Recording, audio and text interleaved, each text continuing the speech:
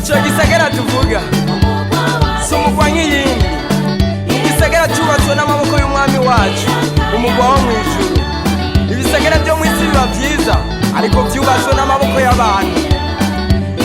Kuko yavuze ati nimuhagarike imitima yanyu, mwizere Imana nanje munyizere.